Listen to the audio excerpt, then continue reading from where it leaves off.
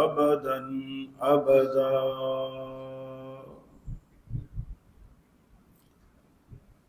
وأستعينه وهو المنعم المولى ونعم النصير مؤيدا.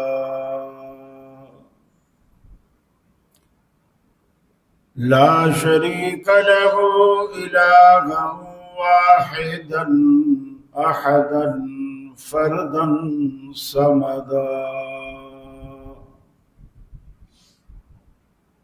وأشهد أن سيدنا وسندنا محمدا عبده ورسوله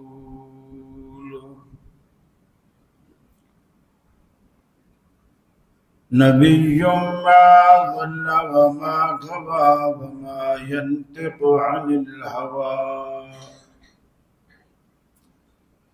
فصلى الله عليه وبارك وسلم وعلى آله وصحابه وأزواجه صلاة دائما سرمدا.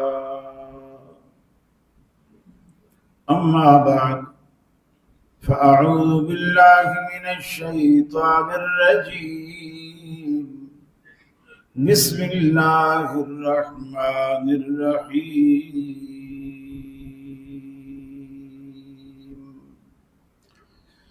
إن أول بيت وضع للناس للذي ببكة مباركا وهدى للعالمين.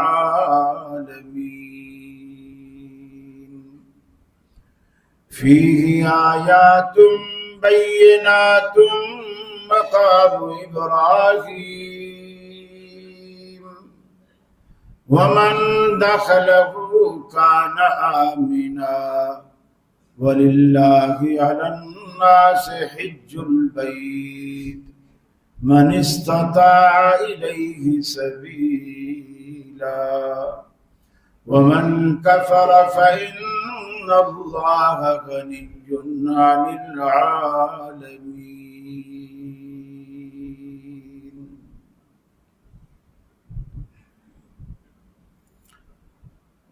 یہ مقصد ہے کہ دنیا سے جہالت دور ہو جائے، کلام اللہ سے مومن کا دل پر نور ہو جائے۔ یا الہی جب تک کہ میرے جسم میں جا رہے تجھ پہ صدقے تیرے محبوب پہ قربان رہے، میں رہوں یا نہ رہوں پر دل کی ہے یہ دعا، دین احمد اور عزت قرآن رہے۔ الہی ہم میں پھر وہ صدیق سا ایمان پیدا کر، عمر فاروق سا کوئی جری انسان پیدا کر، رگے تحریک کٹ جائے دم عثمان پیدا کر، علی المرتضی شیر خدا کی آن پیدا کر۔ عزیز ساتھیوں، دوستوں، بزرگوں، گزشتہ 2 جمعوں سے آپ ایک حج سیریز سے متعلق گفتگو سن رہے ہیں۔ پہلے جمعے میں آپ نے فضائل حرمین شریفین سنے، پھر دوسرے جمعے میں حج کے فضائل اور مسائل سنے، اور آج اسی سلسلے کی تیسری اور آخری کڑی ہے مناسک حج و عمرہ، یعنی حج اور عمرہ کا طریقہ کیا ہے، اسے کیا کیسے جاتا ہے۔ بڑا آسان معاملہ ہے اگر بندہ سمجھ لے۔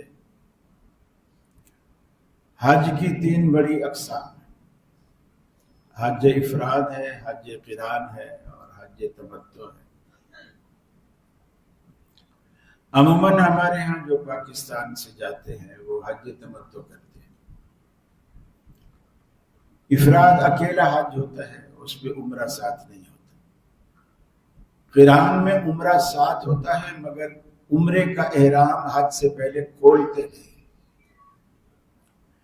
نبی کریم نے حج قران کیا تھا، لیکن حج قران کرنے کے بعد آپ نے صحابہ سے کہا کہ جو باتیں اللہ نے اب مجھے بتلائی ہیں، یعنی حج کرنے کے بعد جو باتیں اب مجھے بتلائی ہیں، اگر اللہ یہ مجھے پہلے بتاتا تو میں حج تمتع کرتا۔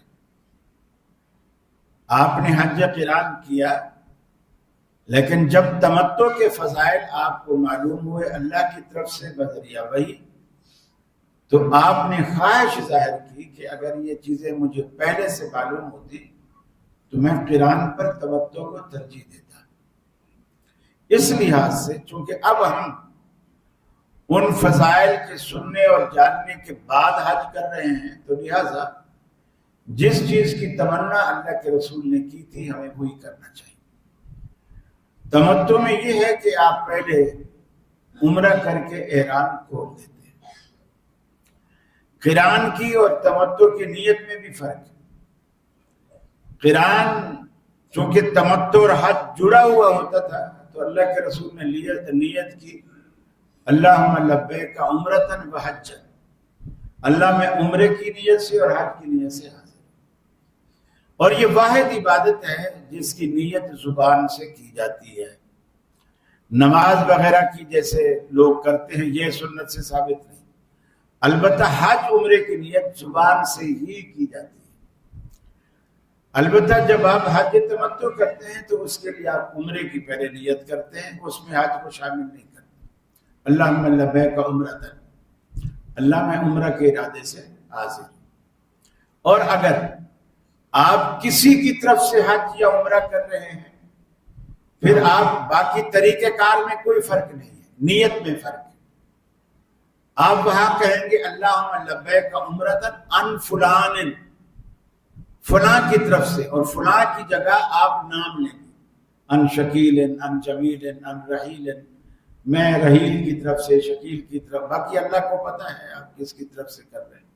تو وہ نیت میں آپ فرق کریں گے، لیکن کسی کی طرف سے بھی وہی کرے گا جس نے پہلے اپنا حج عمرہ کیا ہوا، نہ کیا ہوا ہو فرض شاید وہ کسی کی طرف سے نہیں کر سکتا، وہ اپنا ہی کرے گا۔ اور یہ جب نیت کب کریں گے؟ آپ میقات پہ جا کے پہلے آپ غسل کر لیں، اچھا ہے، سنت ہے، فرض نہیں ہے۔ عمرے پہ جانے سے پہلے غسل فرض نہیں ہے لیکن سنت ہے، اللہ کے رسول نے کیا۔ سیدہ عائشہ فرماتی ہیں کہ آپ جب غسل کر کے آتے، احرام باندھنے سے پہلے میں آپ کے جسم میں خوشبو بھی لگا دیتی تھی۔ اسے حنفی بڑی سختی سے منع کرتے، ہوئی حتیٰ کہ کوئی بندہ سامنے آ جائے تو اسے گلے بھی نہیں ملتے کہ ہو سکتا ہے اس نے پتہ نہیں کپڑوں کو خوشبو لگا رکھی ہو، پھر مجھے لگ جائے گی۔ حضرت عائشہ فرماتی ہیں اللہ کے رسول جب احرام کا غسل فرماتے، غسل کے بعد احرام سے پہلے میں آپ کے جسم پہ خوشبو لگا دیتی، البتہ احرام کی چادروں میں خوشبو نہیں لگاتی، لیکن جسم پہ لگنے کے بعد جب آپ احرام باندھ لیتے، پھر اگر اس کی خوشبو آ رہی ہے احرام کے باہر بھی آ رہی ہے، کوئی حرج نہیں ہے۔ لیکن احرام کے کپڑوں میں آپ نے اسپرے نہیں کرنا یا عطر وغیرہ یوں کر کے کپڑوں کو نہیں لگانا۔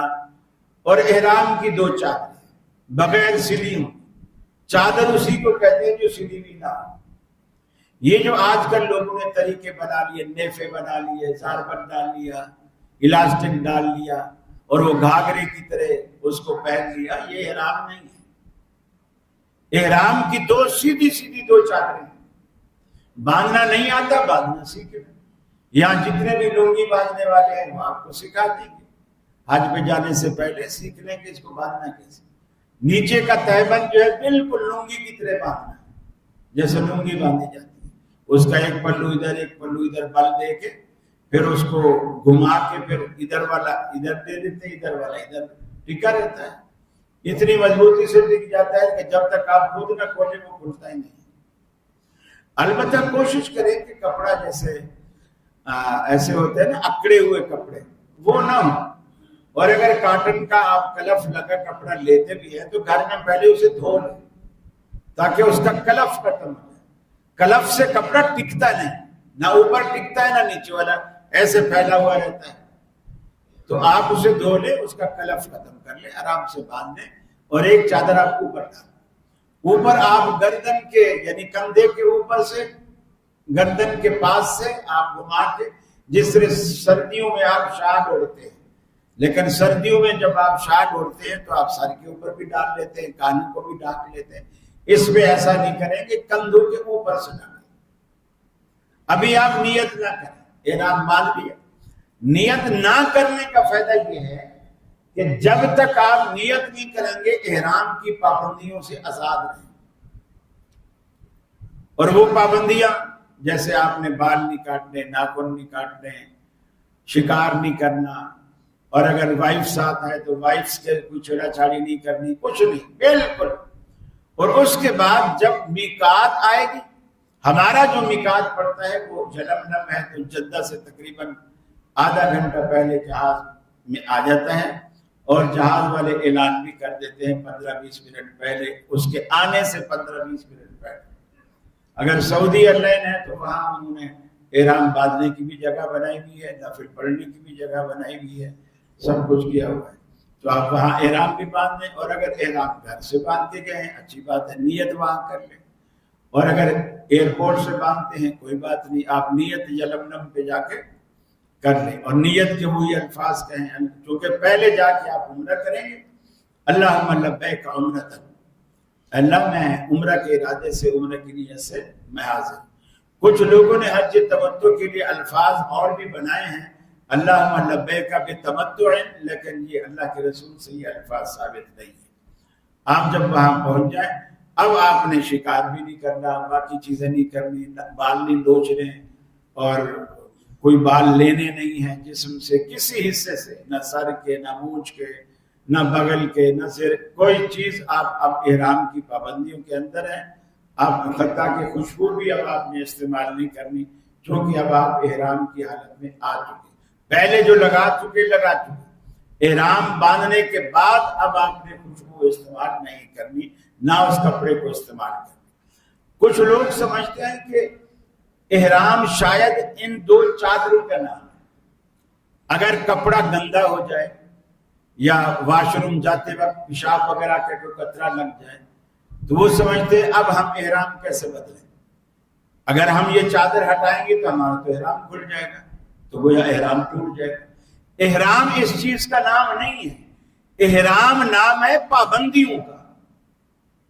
اگر آپ کے کپڑے کو کوئی گندگی لگ گئی ہے، آپ دھونا چاہتے دھو لیں، آپ کے جسم پر کوئی گندگی لگ گئی ہے، آپ نہانا چاہتے نہا لیں، وہ چادریں کھول لیں، اور جو حصہ خراب ہے اس کو دھو بھی سکتے، بدل بھی سکتے۔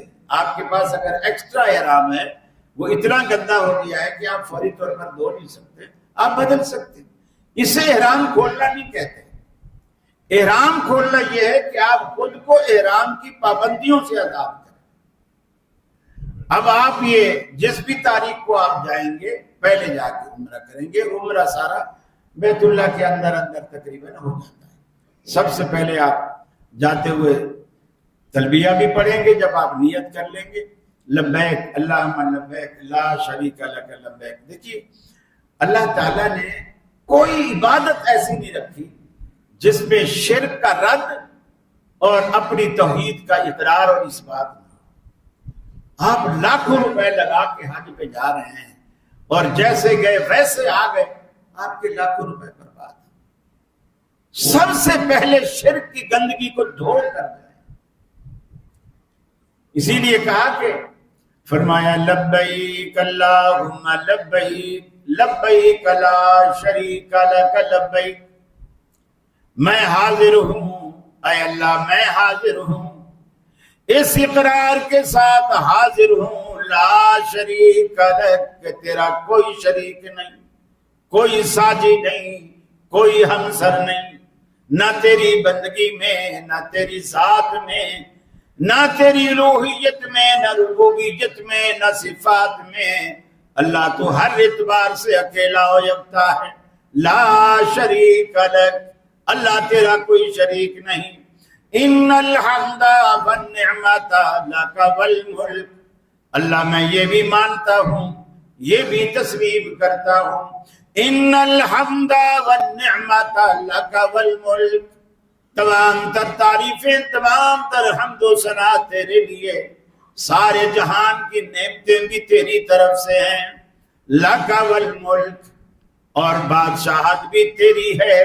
اس اقرار کے ساتھ میں تیری دربار میں حاضر ہوا ہوں، لا شریک لک، پھر اقرار کرتا ہے اللہ تیری بادشاہت کو بھی مانا، تیری نعمتوں کو بھی مانا، تیری حمد و ثنا کو بھی مانا، لیکن اس اقرار کے ساتھ کہ تیرا کوئی شریک نہیں۔ یہ ساری نعمتیں مہیا کرنے میں الہ العالمین تو اکیلا ہے، اس اقرار کے ساتھ میں تیری دربار میں حاضر ہوا ہوں، لیکن تیرا گناہگار بندہ ہوں، یہ آس اور امید لے کر کے آیا ہوں، تو مجھے یہاں میرے گناہوں کے بوجھ سے تو مجھے ہلکا کر دے گا۔ اس ارادے سے جب رب العالمین کے حضور بندہ حاضری دیتا ہے، رب العالمین اس کو بھی لبیک کہتا ہے، لبیک یا عبدی، اے میرا بندہ میں حاضر ہوں، مانگ کیا مانگتا ہے، بول کیا بولتا ہے، سوال کر کیا سوال کرتا ہے۔ اور اگر کھوٹے دل کے ساتھ، حرام کی کمائی کے ساتھ، حرام کے پیسوں سے حرام خریدنے کے بعد وہاں جا کر کے یہ تلبیہ پڑھتا ہے، اللہ کہتا ہے لا لبیک ولا سعدیک، نہ تیری حاضری قبول، نہ تیرا آنا قبول، نہ تیرے تلبیہ پکارنا قبول۔ اللہ رب العالمین اس کی کوئی چیز حتیٰ کہ دعا تک قبول نہیں کرتا۔ لہٰذا اس حج کو اپنی زندگی کا ایک مقصد بنا کر جائے کہ آپ نے وہاں جا کر اپنے اندر تبدیلی لانی۔ لوگ پوچھتے ہیں نا کہ بھی ہمیں کیا پتا ہمارا حج قبول ہوا ہے کہ نہیں ہوا۔ پہلی بات اللہ سے اچھی امید رکھو، انشاءاللہ اللہ تعالیٰ آپ کا حج ضرور قبول کرے گا۔ بس آپ نے کوشش یہ کرنی ہے دل سے شرک کو نکال دے، ایمان میں شرک کا رتی برابر بھی ذرا نہ ہو، اور پھر روزی کو حلال کر لیں، اور تیسرا حج کو سنت کے مطابق کر لیں۔ یقین مانیے کوئی وجہ نہیں ہے اللہ رب العالمین آپ کے حج کو قبول نہ کرے۔ اور نشانی کیا ہے؟ جب آپ حج کر کے فارغ ہوں گے نا، آپ خود محسوس کریں گے کہ آپ کے اندر ایک انقلاب آ چکا ہے، ایک تبدیلی آ گئی۔ مثلا یہاں فرض کیا کہ آپ نماز نہیں پڑھتے تھے، اب آپ وہاں گئے اور نماز پڑھنے لگ گئے، اب آپ وہاں سے آ گئے تو آپ پکے نمازی ہو گئے۔ یہ دلیل ہے اس بات کی کہ آپ کا حج اللہ کو پسند آ گیا ہے، آپ کی زندگی میں انقلاب آ گیا۔ آپ یہاں کوئی کم تولتے تھے، دودھ میں پانی ڈالتے تھے، ملاوٹیں کرتے تھے، جھوٹ بولتے تھے، اب آپ وہاں سے آنے کے بعد آپ نے توبہ وہاں جو کی، آنے کے بعد وہ اثرات آپ کی زندگی میں حج کے بعد بھی باقی ہیں، سمجھو آپ کا حج قبول ہے۔ آپ یہاں سے داڑھی منڈا کے گئے اور وہاں سے داڑھی رکھا کے آئے، سمجھو کہ آپ کا حج قبول ہے۔ آپ کی زندگی میں انقلاب آنا چاہیے، یہ نہیں کہ بلکہ مدینے سے بلیڈ ہی خرید کے لائیں کہ وہاں پاکستان سبحان اللہ مدینے کے بلیڈ سے شیو کریں گے تو کیا یہ بات نہیں۔ اس کا مطلب یہ ہے کہ آپ کا اندر کا شیطان ابھی تک مرا نہیں، وہاں تو آپ شیطان کو مارنے جا رہے ہیں، بظاہر آپ وہاں کنکر مارتے ہیں اس کو، لیکن اصل تو شیطان جو دل میں ہے اس کو مارنا۔ آپ نے اس کو مایوس کرنا ہے کہ شیطان آپ سے مایوس ہو جائے۔ اور شیطان کیسے مایوس ہوگا؟ اللہ کے رسول فرماتے ہیں میدان عرفات میں جب حاجی عرفات میں کھڑے ہو کر اللہ سے اتنا جملہ کہتا ہے، 80 سال عمر ہے، 90 سال عمر ہے، 85 سال عمر ہے، گناہوں کی دلدل میں گرا ہوا تھا، آج میدان عرفات میں اتنا کہتا ہے اللہم اغفر لی، سچے دل سے اللہ مجھے بخش دے، میں کچھ بھی کیا مجھے بخش دے۔ اللہ فرشتوں سے کہتا ہے فرشتوں گواہ ہو جاؤ اس برے کو میں نے بخش دیا ہے، فرشتے کو گواہ بنا کر کہتا ہے میں نے اس کو بخش دیا۔ اللہ کے رسول فرماتے ہیں شیطان میدان عرفات سے وہاں موجود ہوتا ہے یہ منظر دیکھنے کے لیے کہ میری محنت پہ پانی پھرتا ہے کہ نہیں۔ وہ جب دیکھتا ہے اس بندے کو گمراہ کرنے کے لیے میں نے 80 سال لگائے اور یہاں آ کر ایک جملہ اللہم اغفر لی، اللہ مجھے بخش دے، میری 80 سالہ محنت پہ پانی پھر گیا۔ فرمایا کہ وہ مٹی اٹھاتا ہے، سر میں ڈالتا ہے، منہ پیٹتا ہے، گریباں پھاڑتا ہے اور کہتا ہے یا لیتنی مت قبل ھذا، اے کاش کہ میں آج سے پہلے مر چکا ہوں، میں نے اتنی محنت کی اور اس کے ایک جملے نے میری ساری محنت پہ پانی پھینک دیا۔ آپ شیطان کو مایوس کریں، شیطان کو خوش نہ کریں، شیطان کو مایوس کریں، وہ آپ سے مایوس ہو جائے کہ اس بندے پر اب میرا زور نہیں چلتا۔ یہ مایوسی کب اسے ہوگی؟ جب آپ اللہ کے ہو جائیں گے۔ اللہ نے شیطان کو یہی تو کہا نا کہ جو میرے ہیں بے شک تو کوشش کر لے، گمراہ کر لے، جو مرضی کر لے، لیکن جو میرے ہیں ان پر تیرا زور اور تسلط ان پر نہیں چلے گا۔ یہ اللہ تعالیٰ نے شیطان سے کہا۔ تو اللہ تعالیٰ کی یہ بات آپ سچی کریں، شیطان کا اپنے اوپر زور نہ چلنے دیں۔ جب آپ وہاں بیت اللہ میں جائیں تلبیہ بند کر دیں۔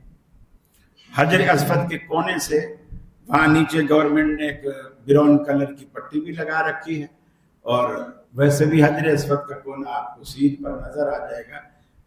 اینٹی کلاک وائز کرنا ہے، جیسے گھڑی تو یوں چلتی ہے آپ نے یوں چلنا ہے، اور جب آپ طواف شروع کریں گے تو حجر اسود جو ہے وہ آپ کے بائیں طرف ہونا چاہیے۔ جب پہلی دفعہ آپ شروع کریں، اگر تو آج کل تو خیر رش ہوتا ہے، بوسے کا تو خیر موقع نہیں ملتا، لیکن پاکستانی لڑتے ہیں اور دھکے دیتے ہیں، کوئی اس پہ گر بھی جاتے ہیں، کوئی گرمی اور حبس سے بے ہوش بھی ہو جاتے ہیں۔ یہ اسلام نے نہیں کہا۔ حجر اسود کا بوسہ کوئی فرض نہیں ہے، اللہ کے رسول نے اس کے 3-4 آسان طریقے بتا دیے۔ آپ قریب کھڑے ہو بوسہ لے لو، بوسہ نہیں مل سکتا ہاتھ لگ سکتا ہے، ہاتھ لگا لو، ہاتھ چوم لو۔ یہ بھی نہیں ہو سکتا آپ دور کھڑے ہیں تو ہاتھ سے سلام کرو، اشارہ کرو، بس وہی فائدہ ہے اشارے کا بھی، چومنے کا بھی اور ہاتھ لگانے کا۔ جب وہی فائدہ ہے تو پھر آپ کو لڑنے کی، دھکے دینے کی، دھکے کھانے کی، خود کو مصیبت میں ڈالنے کی، بلکہ عورتوں کو بھی لے کے گھسا رہے ہوتے ہیں۔ یہ بہت یعنی ہمارے پاکستانی جو کچھ کرتے ہیں، بار والے بھی کرتے ہیں تو غلط کرتے ہیں۔ شریعت نے آپ کو سہولت دی ہے، جہاں بھی آپ کھڑے ہیں آپ اس کی سیدھ میں کھڑے ہوں، جب آپ پہلی مرتبہ طواف شروع کر رہے ہیں بسم اللہ اللہ اکبر کر کے سلام کا اشارہ کریں ہاتھ کا، بسم اللہ اللہ اکبر۔ باقی جب چکر ہر دفعہ آ کر وہاں اسی جگہ پر آئیں، یہ ایک چکر آپ کا پورا ہوگا، پھر ہر دفعہ بسم اللہ کہنے کی ضرورت نہیں، صرف ہاتھ اٹھائیں اللہ اکبر۔ پہلی دفعہ بسم اللہ ساتھ ملائیں، باقی اللہ اکبر ہر دفعہ، اور وہاں سے شروع کریں وہیں آ کے ختم کریں۔ یہ آپ کا ایک طواف مکمل 7 چکر جب آپ لگا لیں گے، اس کے بعد مقام ابراہیم کی طرف 2 رکعت آپ پڑھیں گے۔ یہ ایک چکر، ایک طواف جو ہے وہ آپ کا پورا ہو گیا۔ مقام ابراہیم پر نفل پڑھنے کے بعد آپ زمزم پئیں، اور زمزم پئیں بھی اور سر پہ بھی ڈالیں۔ یہ بھی اللہ کے رسول کی سنت ہے، آپ پیتے بھی تھے اور سر پہ بھی تھپکی دے کے سر پہ بھی زمزم ڈالتے تھے، چونکہ اللہ نے اس میں بڑی برکات اور بڑی شفا رکھی ہے۔ اللہ رب العالمین آپ کو وہ سب نصیب کرے جو اللہ تعالیٰ نے اس کے اندر خوبیاں رکھی ہیں۔ یہ ایک طواف آپ کا 7 چکروں کے بعد، 2 رکعت پڑھنے کے بعد، زمزم پینے کے بعد، اب یہ ایک چکر آپ کا پورا ہو۔ رہی یہ جو بہت سارے لوگوں نے کتابیں لکھ رکھی ہیں، اور کتابوں میں پہلے چکر کی یہ دعا، دوسرے چکر کی یہ دعا، تیسرے چکر کی یہ دعا، اللہ کے رسول نے کسی چکر کی کوئی دعا نہیں بتائی۔ حج کو آسان کیجئے، عمرے کو آسان کیجئے۔ لوگ کتابیں لے کے، موبائل لے کے اس میں دیکھ کبھی اس سے ٹکراتے ہیں، کبھی اس سے، کوئی ضرورت نہیں ہے۔ ایک دعا جو اللہ کے رسول سے ثابت ہے، رکن یمانی جو حجر اسود سے پیچھے کا ایک کونا ہے، وہاں بھی غلاف کا ایک ٹکڑا کٹا ہوا ہے اور اندر سے وہ پتھر نظر آتا ہے، آپ اس کو کچھ نہیں کرتے، چومتے بھی نہیں، کچھ بھی نہیں کرتے۔ اور اگر آپ کو وہاں جانے کا موقع ملتا ہے، اگر ہاتھ لگ بھی سکتا ہے ٹھیک ہے، لگا لیں، لیکن اس کو کچھ بھی نہیں کرنا۔ بس وہاں آپ وہاں سے گزرتے ہوئے جب اس کونے پر آئیں گے، وہاں سے لے کر اگر حجر اسود کا جو کونا ہے، وہاں تک جو بیچ کا گیپ ہے، اس گیپ میں آپ نے ایک ہی دعا پڑھنی ہے جو ہر کسی کو یاد ہے، ربنا آتنا فی الدنیا حسنہ وفی الآخرۃ حسنہ وقنا عذاب النار۔ رکن یمانی سے حجر اسود تک آپ نے یہ دعا پڑھنی ہے، اور پھر باقی چکر میں آپ پنجابی میں، سندھی میں، عربی میں، اردو میں، پشتو میں، جو بھی آپ کی زبان ہے، اور اگر قرآن حدیث کی دعائیں یاد ہیں بے شک وہ پڑھے، لیکن مخصوص کوئی دعا اللہ کے رسول نے نہیں بتلائی کہ پہلے، دوسرے، تیسرے، ساتویں چکر تک کی دعائیں، یہ چکر ہی آ جائیں گے آپ کو دعائیں یاد نہیں ہوں گی۔ آپ اپنی مرضی سے جس زبان میں آپ چاہیں آپ دعائیں پڑھیں، کوشش کریں کہ آپ دعاؤں میں خود کو مصروف رکھیں، اور وہاں جا کر لوگ یہ بھی پوچھتے ہیں کہ میں وہاں جا کر سب سے اچھی عبادت میرے لیے کیا ہے؟ دیکھیے، دنیا کی ہر عبادت آپ یہاں کر سکتے ہیں، نفل یہاں پڑھ سکتے ہیں، تلاوت یہاں کر سکتے ہیں، تسبیح یہاں پڑھ سکتے ہیں، وظیفے یہاں پڑھ سکتے ہیں، سب کچھ آپ یہاں کر سکتے ہیں۔ اگر نہیں کر سکتے دنیا کے کسی بھی کونے میں تو طواف نہیں کر سکتے۔ وہاں کی بہترین عبادت طواف۔ اللہ جب آپ کو فرصت دے آپ طواف کریں، 7 چکر پورے کریں، 2 رکعت نماز پڑھیں، ایک طواف آپ کا پورا، جتنے چاہے طواف کریں۔ اور پھر یہ طواف جب آپ کا پورا ہو جائے، دائیں جانب ایک ہرے رنگ کی لائٹ بھی لگی ہوئی ہے، وہ صفا کا راستہ بتاتی ہے وہ لائٹ۔ آپ صفا پہاڑی کی طرف داخل ہو جائیں گے، یہاں سے اب آپ صحیح شروع کریں گے، یہاں سے اب آپ صحیح شروع کریں گے۔ وہاں کھڑے ہو کر بیت اللہ کی طرف رخ کر کے آپ دعا بھی کریں، جو اگر بیت اللہ نظر آتا ہے، ویسے آج کل تعمیرات اتنی ہو گئی ہیں کہ بعض دفعہ نظر نہیں آتا، ورنہ اللہ کے رسول بیت اللہ کو دیکھتے رہتے تھے اور دعا کرتے رہتے تھے۔ تو آپ اگر دیکھ نہیں پاتے تو کم از کم رخ قبلے کی طرف کر لیں اور دعا کریں، جو بھی آپ کے من میں کوئی آرزو ہے، تمنا ہے، اپنے لیے، بچوں کے لیے، بیوی کے لیے، عزیز و اقارب کے لیے، دوست احباب کے لیے، اپنے شہر محلے کے لیے، جو بھی دعائیں کر سکتے ہیں آپ کریں۔ پھر یہاں سے آپ صحیح شروع کریں، یہاں سے لے جا کر مروہ تک یہ ایک چکر ہوتا ہے۔ طواف کی طرح یہ نہیں ہے کہ جہاں سے شروع کرنا ہے واپس وہاں تک آئیں گے تو ایک، نہیں، یہاں سے صفا تک جائیں گے تو ایک چکر، صفا سے مروہ تک آئیں گے تو دوسرا چکر، پھر صفا سے مروہ تک جائیں گے تو تیسرا چکر، اس طرح صفا سے شروع ہوگا اور مروہ پہ آپ کا 7واں چکر ختم ہوگا، اور ہر سرے پر آپ نے بیت اللہ کی طرف رخ کر کے آپ نے دعا کرنی ہے۔ اور اگر کوئی قرآنی آیات یا قرآنی دعائیں آپ بھی اس میں پڑھ سکتے ہیں، ویسے اللہ کے رسول ان الصفا والمروہ من شعائر اللہ یہ آپ پڑھا کرتے تھے، آپ کو بھی یہ یاد ہے تو آپ اس کو بھی پڑھ سکتے ہیں۔ یہ کرنے کے بعد اب آپ وہی قریب میں بال کاٹنے والے بھی ہوتے ہیں، اور آپس میں بھی آپ کاٹ سکتے ہیں۔ اگر کوئی پاکستان سے کوئی مشین لے کے گئے ہیں اور حاجی اگر آپس میں ایک دوسرے کے بال کاٹ دیتے ہیں کوئی حرج نہیں، شریعت اس سے منع نہیں کرتی، اور اگر ان سے کٹواتے ہیں تو کوئی حرج نہیں، شریعت منع نہیں کرتی۔ اس کے بعد آپ نہا لیں، آپ پاکستانی کپڑے پہن لیں، آپ کا عمرہ ہو گیا الحمدللہ۔ بس اتنا سا یہ عمرہ ہے۔ اس کے بعد اب آپ نے جتنے دن وہاں رہنا ہے، اب آپ نے احرام کے بغیر رہنا ہے۔ بعض پاکستانی سعودیوں کی آنکھوں میں دھول جھونکنے کے لیے ہر وقت چادریں احرام کی باندھے رہتے ہیں، چونکہ وہ نیچے جانے دیتے ہیں چادروں کے ساتھ، ورنہ اوپر جانے بھیجتے ہیں۔ یہ دھوکے کرنا، یہ عمرہ والوں کا آپ حق مانتے ہیں۔ جن لوگوں نے ابھی عمرہ ہی کرنا ہے، آپ ان کا حق مار رہے ہوتے ہیں، ان کے لیے رش پیدا کر رہے ہوتے ہیں، ان کے لیے تکلیف کا باعث بن رہے ہوتے ہیں۔ تو آپ نے عمرہ کر لیا، بس اللہ کے رسول نے جو عمرہ کیا نا زندگی میں وہی ایک ہی عمرہ کیا حج کے ساتھ، اس سفر میں دوسرا عمرہ ہی نہیں کیا۔ آپ کو ایسی لت پڑی ہوئی ہے، مسجد عائشہ کا احرام باندھا عمرہ، مسجد عائشہ کا احرام باندھا عمرہ، ایک یہاں سے لٹ کٹائی، پھر اگلے عمرے میں یہاں سے لٹ کٹائی، پھر ایسے پورے سر میں ہل چلایا ہوا ہے۔ یہ خلاف سنت ہے۔ مسجد عائشہ کوئی میقات نہیں ہے، لکھ لیجیے اس بات۔ نہ مسجد عائشہ میقات ہے، نہ جو طائف سے آنے والوں کے لیے نہ جارانہ میقات۔ 5 میقات جو اللہ کے رسول نے بتائے ہیں، دونوں میں سے کوئی بھی میقات میں شامل نہیں۔ تو لہٰذا آپ اگر ایک کام نیکی کا کرنے گئے ہیں تو اسی طرح کریں جس طرح نیکی ہے، اللہ کے رسول کی سنت کے مطابق کریں۔ آپ طواف کرتے رہیں، نہ کریں زیادہ عمرے۔ جائز عمرے جو آپ کو ملتے ہیں وہ صرف دو ملتے ہیں، ایک یہاں سے جانے کے بعد، اور ایک اگر مدینہ آپ کو بھیج دیا جاتا ہے اور پھر واپس آپ مدینہ سے آتے ہیں تو راستے میں ایک میقات آتی ہے ذوالحلیفہ۔ اللہ کے رسول جب مدینہ سے مکے آئے تھے تو آپ نے وہاں سے احرام باندھا تھا، آپ وہاں سے احرام باندھ کر پھر آپ مکے آئیں تو وہ آپ کا دوسرا عمرہ جو جسے آپ جینین عمرہ کہہ سکتے ہیں، اصلی عمرہ وہ وہی عمرہ ہے۔ یہ مسجد عائشہ جا کر اپنے ہوٹل سے احرام باندھ کر یہ کوئی عمرے نہیں ہے۔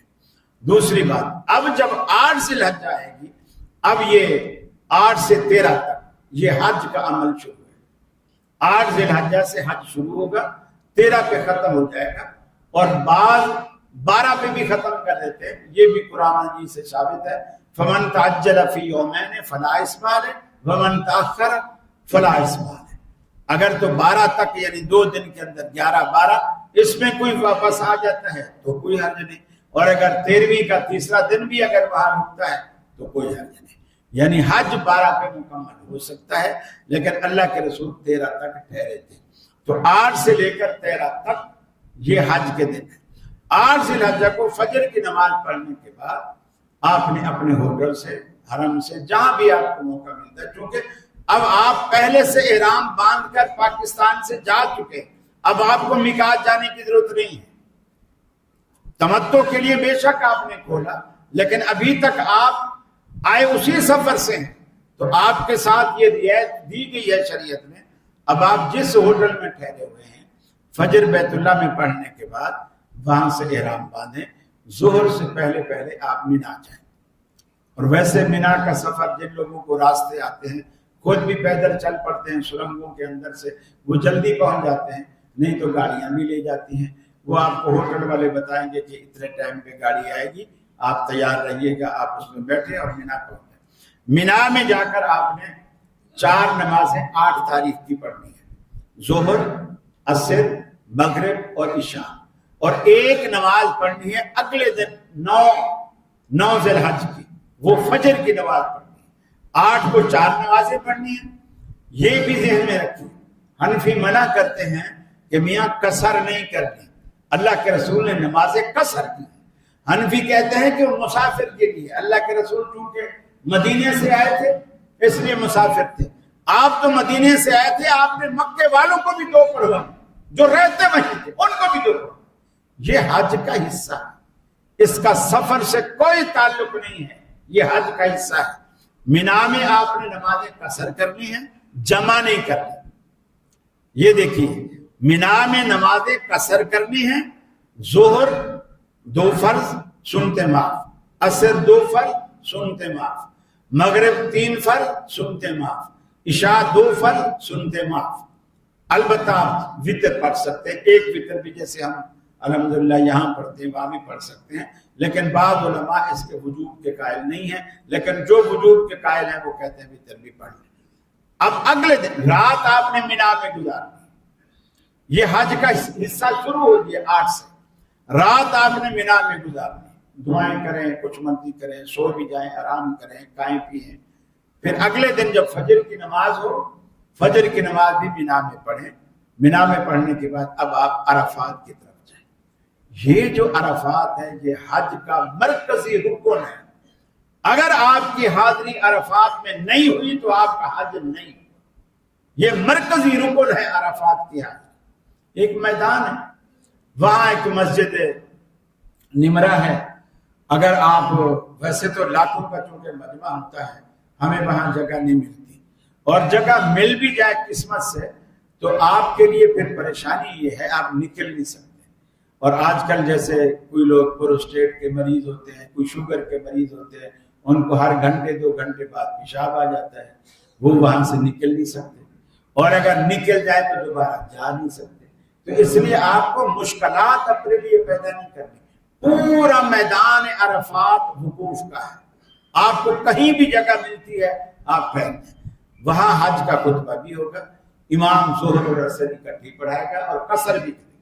مینا میں آپ نے قصر کی اکٹھی نہیں کی، جمع نہیں کی، عرفات میں آپ نے قصر بھی کرنی ہے، جمع بھی کرنی ہے۔ اور جمع کیسے کرنی ہے؟ جب آپ ظہر پڑھیں گے ایک اذان ہوگی، 2 تکبیریں ہوں گی، 2 تکبیروں کے ساتھ یعنی پہلی تکبیر میں آپ ظہر پڑھ لیں گے اور دوسری تکبیر میں ظہر کے وقت میں عصر کو پڑھ لیں گے، وقت سے پہلے، عصر کے وقت سے پہلے آپ ملا کے پڑھ لیں گے. پھر آپ بیچ میں سارا مغرب تک گئے، اس میں آپ کھائیں پیئیں، آپ سستانا چاہتے ہیں، آرام کرنا چاہتے ہیں اپنے خیمے میں وہ بھی کریں، اور اگر زیادہ تر وقت دعاؤں میں لگانا چاہتے ہیں، چونکہ یہ جو وقوف عرفہ ہے نا یہ انتہائی قبولیت کی جگہ ہے. آدم علیہ السلام کی دعا بھی یہی قبول ہوئی تھی، اللہ تعالیٰ نے ان کی ساری یعنی جو غم تھے اللہ تعالیٰ نے یہی عرفات میں ختم کیے. اور رسول اللہ صلی اللہ علیہ وسلم کی بھی یہی طریقہ تھا. عرفات میں کہ جبل رحمت ایک چھوٹی سی پہاڑی ہے، اوپر سعودی گورنمنٹ نے ایک تھوڑا سا پتھر بنا کے ایک نشانی لگا رکھی ہے. اگر جبل رحمت کے پاس بھی جگہ ملتی ہے اچھی بات ہے، نہیں تو پورا عرفات کا میدان حتیٰ کہ آپ کا خیمہ بھی اس کے اندر ہوگا، آپ خیمے میں بھی بیٹھ کر خطبہ بھی سن سکتے ہیں، چونکہ پورے عرفات میں اسپیکر لگے ہوئے ہیں، آواز آتی رہتی ہے. اگر نمرہ کی آواز کے ساتھ آپ نماز نہیں پڑھ سکے وہاں اور آپ اکیلے 10-12 آدمی دیندار ہیں، آپ میں سے کوئی نماز پڑھا سکتا ہے، خود بھی جماعت کر لیں. اگر اکیلے ہیں کوئی نہیں ہے آپ کے ساتھ آپ اکیلے بھی پڑھ سکتے ہیں، لیکن عصر کو ظہر کے ساتھ پڑھیں گے. باقی وقفہ آئے گا، مغرب آپ کو عرفات میں ہو جائے گی، پھر مغرب ہونے کے بعد آپ نے مغرب وہاں نہیں پڑھنی. عصر کو جان بوجھ کر آپ نے وقت سے پہلے پڑھا، مغرب کو جان بوجھ کر اللہ کے رسول نے اس کو قضا کیا. جب مغرب ہو گئی، سورج عرفات میں ڈوب گیا، آپ نے نماز نہیں پڑھائی اور صحابہ سے کہا کہ اپنے سامان سواریوں پہ لا دو اور عرفات خالی کرو. حضرت بلال نے پوچھا بھی الصلاۃ الصلاۃ یا رسول اللہ، اللہ کے رسول نماز مغرب کی. آپ نے فرمایا الصلاۃ امامکم کو، نماز تمہارے آگے ہے، آگے چل کے پڑھیں گے، سواریاں تیار کرو. سب نے سامان لا دے اور آگے جا کر کے آپ نے مزدلفہ میں ایک اذان دلوائی بلال سے اور پھر پہلے مغرب پڑھی فرض، سنتے چھوڑ دی، اور پھر آپ نے دوسری تکبیر کہلوائی اور آپ نے عشاء پڑھائی 2 رکعت، سنتے چھوڑ دی. تو مقصد کہنے کا یہ ہے مغرب کو عشاء کے ساتھ مزدلفہ میں جا کے جمع کیا اور عصر کو ظہر کے ساتھ عرفات میں جمع کیا. یہ 2 نمازیں بھی آپ نے یہاں جمع کی اور رات پھر آپ نے مزدلفہ میں گزارنی ہے، رات آرام کرنا ہے. صبح آپ اٹھیں، فجر کی نماز بھی یہیں پڑھنی ہے اور نماز پڑھنے کے بعد یہیں ایک وادی محصر ہے. یہ وہ وادی ہے جہاں ابرہہ کا لشکر ہاتھیوں کا بیت اللہ پر حملہ کرنے کے نیت سے آیا تھا، تو اللہ نے اسی جگہ پر ابابیل بھیج کر ان کو کنکریوں سے ختم کروایا تھا. یہیں بہت ساری کنکریاں ہیں جو سعودی گورنمنٹ پھینکوا دیتی ہے. کنکریاں آپ چن لیں، 70 کنکریاں چن لیں جو چنے سے کے برابر ہوں، اس سے بڑی نہ ہوں، بڑے پتھر نہ ہوں. بعض لوگ جا کے جوتے اتار کے مارتے ہیں، وہ شیطان نہیں ہے. یہ بات پہلے ذہن میں بٹھا لیجیے، ان پلروں کا نام شیطان نہیں ہے. صرف یہ وہ جگہ ہے جس جگہ شیطان نے حضرت ابراہیم علیہ السلام کو قربانی سے روکنے کی کوشش کی تھی اور انہوں نے کنکریاں اٹھا کر اللہ اکبر کہتے ہوئے ان کو مارا تھا اور 7ویں کنکری پر وہ وہاں سے غائب ہو گیا. مر نہیں گیا، یہ اس کی قبر نہیں ہے، نہ یہ قبر ہے، نہ پلر کے اندر وہ چنا ہوا ہے، نہ کوئی اور معاملہ ہے. بس اس جگہ ابراہیم علیہ السلام کو روکنے کی کوشش کی تھی. ہم ابراہیم علیہ السلام کی اس سنت پر عمل کرتے ہوئے ایسا کرتے ہیں. جوتیاں نہیں مارنی، پتھر نہیں مارنے، اس کے علاوہ اور کچھ نہیں مارنا. چھوٹے چھوٹے کنکر وہ بھی شریعت نے اسی لیے رکھے. بعض دفعہ آپ مارتے ہیں وہاں تک یعنی نہیں لگتے، وہ پہلے آ جاتے ہیں، یا ممکن ہے کسی کے اوپر بھی گر جائے. تو اتنے ہلکے ہونے چاہیے کہ اگر گر بھی جائے تو کسی کو نقصان نہ ہو. 70 کنکریاں چن لیں. اب جب آپ مزدلفہ میں رات گزار لیں گے، 9 ذی الحجہ بھی ختم ہوگی. اب جب صبح ہوگی تو یہ 10 ذی الحجہ. اب 10 ذی الحجہ میں جو ضروری کام آپ کو کرنے ہیں، سب سے پہلے جا کر یہ جمرات انہیں کہتے ہیں. جمرہ اولا ہے پہلا، جسے چھوٹا جمرہ بھی کہتے ہیں.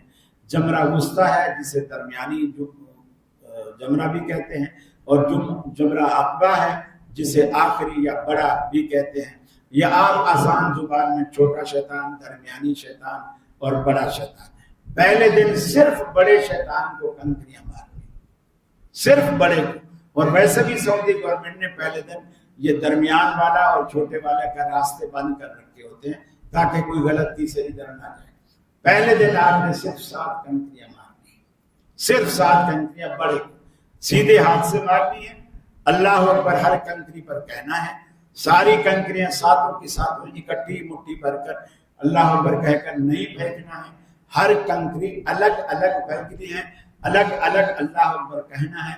اور جیسے وہ کرکٹ والے بولر ہوتے ہیں وہ دور سے بھاگتے ہوئے آتے ہیں اور آ کر کے پھر بال پھینکتے ہیں. بہت سارے پاکستانی ایسا بھی کر رہے ہوتے ہیں.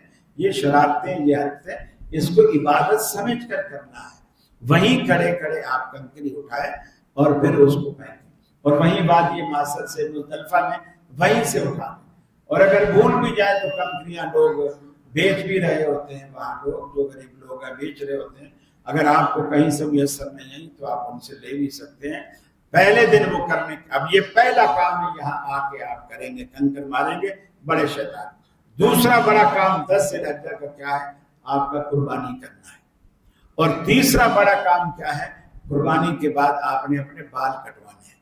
اور بال کٹوانا ویسے تو کینچی سے، مشین سے بھی جائز ہے، لیکن حلق کرنا یعنی اس طرح بلیڈ پھروانا، اللہ کے رسول نے دعا دی کہ جو بلیڈ پھروائے اللہ تو اس پہ رحم فرما. نبی کریم کی دعا اگر آپ کو لینی ہے تو ایک دفعہ تو ٹنڈ کرا لیں. ویسے سچی بات ہے، جب ٹنڈ آپ کرواتے ہیں، کیونکہ ہم تو یہاں سالوں سے بال نہیں کٹواتے، تھوڑے تھوڑے کم کرتے رہتے، اس طرح تو ہم نہیں پھرواتے، لیکن اتنے سالوں بعد جب وہاں جا کے آپ اس طرح پھراتے ہیں اتنا سکون ملتا ہے. بلیڈ چل رہا تو یقین مانیے جسم میں ایسے کنڈیر سی ایسے ہو رہا ہوتا ہے جیسے کہ گناہ بالکل جڑ سے نکل، خشکی بھی سب صاف ہو جاتی ہے، ٹنڈ بالکل صاف نکل آتی ہے، اور یہ بہت اچھا لگتا ہے. آپ وہی کریں جس کو اللہ کے رسول نے دعا دی ہے کہ اللہ جو حلق کروائے اس پر تو رحم فرما. تو آپ اللہ کے رسول کی دعا لیں. یہ تیسرا بڑا، پہلا شیطان کو بڑے کو کنکری مارنا، دوسرا آپ کا قربانی کرنا، تیسرا آپ کا یہ حلق کرنا. اور حلق کرنے کے بعد آپ اپنا احرام بدل لیں، اور احرام بدل کر پاکستانی کپڑے پہن لیں. اب آپ کا ایک کام چوتھا بڑا رہ گیا ہے، وہ ہے طواف افاضہ، جسے طواف زیارت بھی کہتے ہیں. اب آپ پاکستانی کپڑوں میں چلے جائیں اور بیت اللہ میں جا کر وہ مینا سے سیدھا راستہ چھوٹے شیطانوں کے پاس سے گزرتا ہوا، لوگ تو سرنگوں میں سے گزر کر بیت اللہ چلے جاتے ہیں. آپ کو جو آسانی اور سہولت نظر آئے آپ وہاں جائیں اور بیت اللہ کا طواف کریں جس طرح آپ نے. البتہ پہلے جو طواف کیا تھا اس میں آپ نے دایاں کندھا شروع کے 3 چکروں میں وہ آپ نے کھلا رکھنا ہے، اور اس کے بعد اور تھوڑا اکڑ کر بھی چلنا ہے، تھوڑا رفتار بھی تیز رکھنی ہے. اسے یہ اللہ کے رسول کی سنت ہے. البتہ جب پاکستانی کپڑوں میں جائیں گے پھر آپ نے نہ تیز چلنا ہے، نہ سینہ تاننا ہے، نہ کندھا کھولنا ہے. اور کندھا کھولنا بھی اس میں صرف پہلے 3 چکروں میں ہے، باقی چکروں میں پھر آپ دائیں کندھے کے اوپر سے چادر ڈالیں گے. بعض لوگ دایاں کندھا پورے عمرے میں پورے حج میں کھلا رکھتے ہیں، حتیٰ کہ صحیح میں بھی نماز پڑھنے میں بھی نماز ہوتی ہی نہیں، کندھا ننگا ہو نماز نہیں ہوتی. یہ ذہن میں رکھیے. آپ 3 چکر پورے کریں کندھا ڈھک، دونوں ہی کندھے ڈھک. صرف پہلے 3 چکروں میں بغل کے نیچے سے دائیں طرف سے کپڑا نیچے سے لا کے ادھر اوپر ڈالنا ہے، ایک کندھا ننگا رکھنا. جب 3 چکر آپ کے پورے ہو جائے پھر آپ نے پورا کرنا. اب یہ 10 کا جو عمل ہے آپ نے طواف افاضہ کرنا ہے. اگر آپ کو اللہ موقع دیتا ہے اور ہمت ہے، ابھی تھکے نہیں ہیں، تو آپ صحیح بھی ساتھ کر لیں. یہ حج کی صحیح پہلے جو کی تھی وہ عمرے کی تھی، اب جو صحیح کر رہے ہیں حج کی. البتہ اس میں آپ کو یہ رعایت ضرور ہے، اگر آج آپ طواف افاضہ نہیں کر پا رہے، نہیں جا سکتے، تو بہرحال 11، 12، 13 ان تاریخوں کے اندر کرنا لازم ہے. اگر کسی وجہ سے 10 کو نہیں کر پائے تو آپ 11 کو چلے جائیں. بہتر ہے کہ جتنا کام نمٹ سکتا ہے آپ نمٹا لیں. یہ 4 کام 10 کے بڑے کام. اس کے بعد 11، اب یہ پہلے دن جو شیطان کو کنکریاں مارنی ہیں زوال سے پہلے مارنا، سنت یہی ہے. لیکن اگر تاخیر ہو جائے، وہاں کے سعودی علماء فتویٰ دیتے ہیں کہ جی زوال کے بعد بھی اگر مارنا چاہے، باقی سنت یہی ہے اگر اللہ آپ کو موقع دیتا ہے تو پہلے دن زوال سے پہلے، اور دوسرے دن 11، 12، 13 کو پھر زوال کے بعد مارنے ہیں، لیکن مغرب سے پہلے زوال کے بعد مغرب سے پہلے، چونکہ مغرب کے بعد تاریخ بدل جاتی ہے. اسی تاریخ کی کنکریاں آپ نے اسی دن میں مارنی ہے، اور اس دن پھر آپ نے کیا کرنا ہے، چھوٹے سے شروع کرنا ہے. 7 کنکریاں اس کو، 7 کنکریاں وسطیٰ یعنی درمیان والے کو، اور 7 کنکریاں بڑے کو. یہ اس دن آپ نے 21 کنکریاں استعمال کرنی ہے، اور اس کے بعد پھر اسی طرح 21 کنکریاں آپ کی 12 کو استعمال ہوں گی. اب یہ 2 دن جو ہے آپ کے اور کوئی کام نہیں ہے. ہاں اگر طواف افاضہ 10 کو نہیں کیا تو ان دنوں میں آپ وہ کر لیں، اور اگر کر چکے ہیں تو اس کی بھی ضرورت نہیں ہے. البتہ راتوں کو قیام آپ نے مینا میں کرنا ہے. لوگ چونکہ خیمے ہوتے ہیں، لوگ یہاں سے گھبراتے ہیں اور سوچتے ہیں کہ یار ہوٹل کا کرایہ دیا ہوا ہے، وہ ہوٹل میں جا کے ٹھہرنے کی کوشش کرتے ہیں. یہ رات کا مینا کا قیام حج کا حصہ، عبادت حج کی اور ہے کیا؟ دن کو وہاں رہنا ہے، رات کو وہاں رہنا ہے، وہاں جا کے یہ کرنا ہے، وہاں جا کے وہ کرنا ہے، اسی کا نام حج. اور آپ وہ راتیں بھی وہاں نہیں گزار سکتے. دوسری بات، طواف افاضہ جو 10 کو آپ طواف کریں گے، یعنی یہ 4 کام کر لیں گے، آپ احرام کھول لیں گے، اب ساری پابندیوں سے 10 والے دن ساری پابندیوں سے آزاد ہو جائیں گے، سوائے وائف سے وظیفہ زوجیت کرنے کی. وہ پابندی برقرار رہے گی حج کے پورے پروسیجر میں. پھر جب طواف افاضہ کر لیں گے 13 تک آپ ابھی حج کے عمل میں ہیں، ساری پابندیوں سے آزاد ہے احرام کھلنے کے بعد، لیکن وائف کی پابندی سے آزاد نہیں ہے.